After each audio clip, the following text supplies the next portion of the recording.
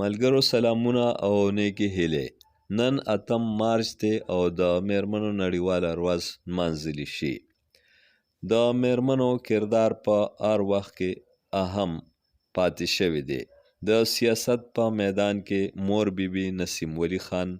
محترمه فاطمه جناح، بیگم رینا لیاقت علی خان، بیگم نصرت بټو، محترمه بینظیر بټو، میرمن کلثوم نواز او نور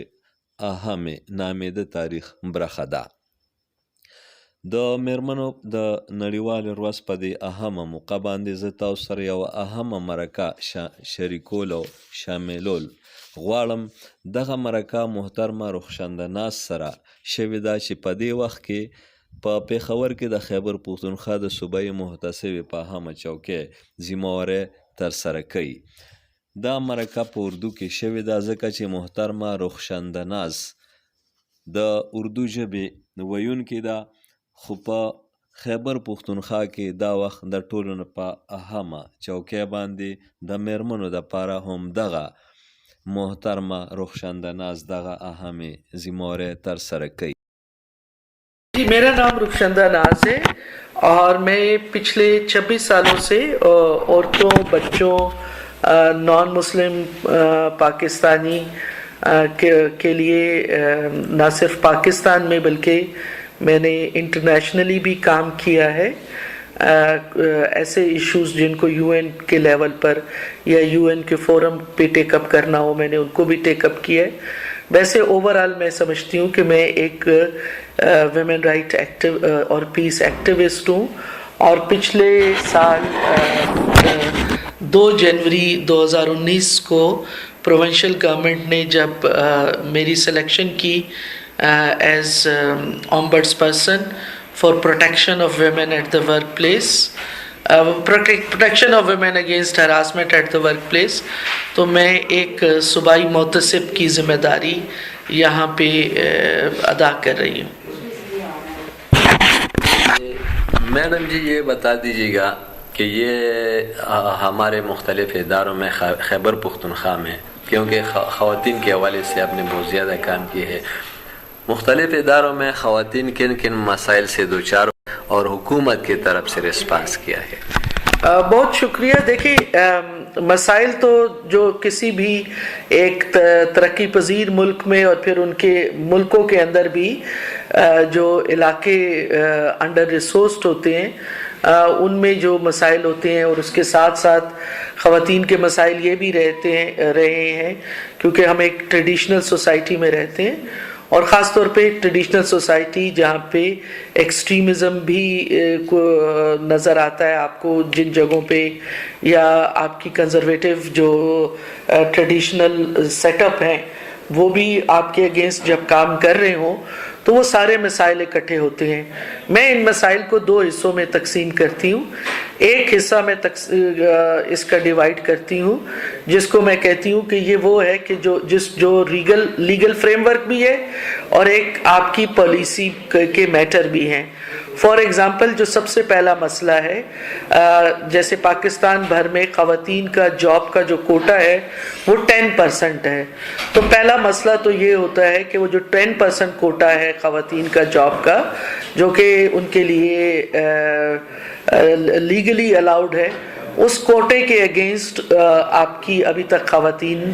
موجود نہیں ہے. تو اس کا ایک جو ڈائریکٹ امپیکٹ ہوتا ہے، ہم دیکھتے ہیں کہ یہ 2 ایریاز جس میں ایجوکیشن ہے، ہیلتھ ہے، یہ ایسے ایریاز ہیں کہ جہاں پہ خواتین آلریڈی موجود ہیں اور مزید خواتین کا اس میں انٹریکشن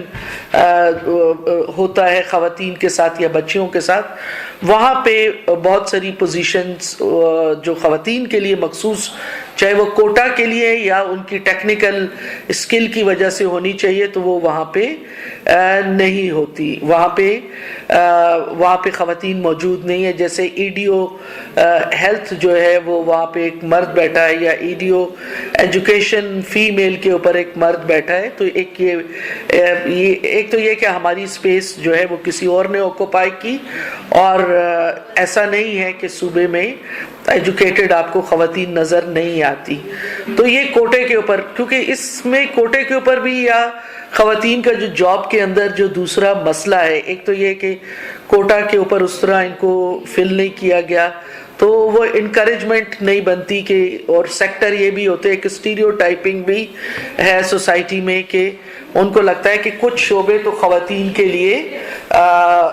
बनाए ही नहीं गए। जैसे यहीं पे खवातीन ने साबित किया है कि वो अगर जेट पायलट चला सकती हैं, और बहुत सारी ऐसी चीज़ों में पिछली 2 दहाइयों में यंग लड़कियों ने जब निकल के उन नॉन स्टीरियोटाइप प्रोफेशन में आए, तो अब वो बात तो ख़त्म हो गई है। लेकिन फिर अगर वो ओवरकम करके सारे बैरियर को वो खवातीन अगर आ भी जाती हैं, तो वहाँ पे दूसरा एक मसला होता है कि हमारी जितने भी पॉलिसीज़ हैं वो एक तरह से जेंडर सेंसिटिव पॉलिसीज़ नहीं है। जेंडर न्यूट्रल तो मौजूद है, लेकिन जेंडर सेंसिटिव पॉलिसीज़, जैसे मिसाल के तौर पे बिल्डिंग्स में जहाँ पे खवातीन काम करती हैं वहाँ पे डे केयर सेंटर का ना होना, इसी तरह आपके वहाँ पे ऐसी चीज़ें हैं जिसको हम कहते हैं कि खवातीन को सर्विसेज में एक तो डे केयर का ना होना, दूसरा आपकी जो पॉलिसी होती है कि जहाँ पे आप खवातीन की जो ज़रूरियात हैं उसको आप मद्देनज़र रखें, यानी जो वर्किंग प्लेस है वहाँ पे खवातीन की जो बैठने की जगह है जहाँ पे वो काम करती हैं वो कितनी कंड्यूसिव है। हरासमेंट एक बहुत बड़ा इशू है। अभी तो गवर्नमेंट लेवल पर तो हमने यहाँ से पिछले 1 साल में बहुत कोशिश की, तो हमने गवर्नमेंट डिपार्टमेंट्स में एंटी हरासमेंट कमेटीज़ को नोटिफाई करवाया, लेकिन कितने इदारे हैं कि जिसमें लोगों को पता है कि उनके इदारे में हरासमेंट के ख़िलाफ़ कमेटी एग्जिस्ट करती हैं। ख़वातीन अगर दफ्तर की जगह पे प्रोटेक्टेड है, तो जो पब्लिक ट्रांसपोर्ट है उसके अंदर जो हरासमेंट है उसकी वजह से खुद जो है 2 साल पहले फेडरल ओम्बड्सपर्सन का जो एक स्टडी हुई उसमें उन्होंने कहा कि 17% यंग लड़कियों ने जॉब इसलिए छोड़ी कि या तो काम की जगह पे हरासमेंट थी, या वो काम की जगह पे आने जाने के दौरान जो उनको पब्लिक प्लेस पे जो हरासमेंट हुई उस हरासमेंट को की वजह से उन्होंने जॉब छोड़ दी। हमारे पास जो 58 केसेस आए, क्योंकि मैं ये भी बता दूं कि ये तो डायरेक्ट सिर्फ ओम्बड्सपर्सन ने केसेस नहीं लेने हैं, वैसे कई 100 के हिसाब से केसेस होंगे जो इंक्वायरी कमेटीज इंस्टीट्यूशंस के अंदर हैं, उन कमेटीज़ के पास होंगे। तो कहने का मकसद ये है कि कमेटी हमारे पास जो ये 58 केसेस आए हैं उनमें से 8 केसेस, क्योंकि नवंबर 2019 से हमारे पास एक और जुरिस्डिक्शन आई है, और वो जुरिस्डिक्शन है वुमेन राइट टू प्रॉपर्टी, यानी women's right to property act 2019 को भी हम यहाँ पे अब हमारी जुरिस्डिक्शन भी है कि वो खवातीन जिनकी कोई इनहेरिटेंस लेने में प्रॉब्लम है तो वो इनहेरिटेंस के केसेस हमारे पास ला सकती हैं, खवातीन और बच्चियाँ दोनों। तो वो 8 केसेस अगर हम निकालें तो जो 50 केसेस हमारे पास हैं वो भी फिर मुख्तलिफ केसेस थे। उनके अंदर साइबर क्राइम के केसेस भी थे, उसमें गक के भी केसेस थे, और हमारे पास जो हमने प्रोसेस किया तो एक्चुअल हमारे पास जो कानून के मुताबिक जिनको हम कह सकते हैं कि हरासमेंट के क्राइटेरिया पे पूरा उतरती हैं एप्लीकेशन, तो वो इस पीरियड में 21 एप्लीकेशन हमारे पास आई, और उनमें से इन टोटल जो 58 केसेस थे इनमें से 1 केस विड्रॉ किया गया और 6 केसेस को अब तक हमने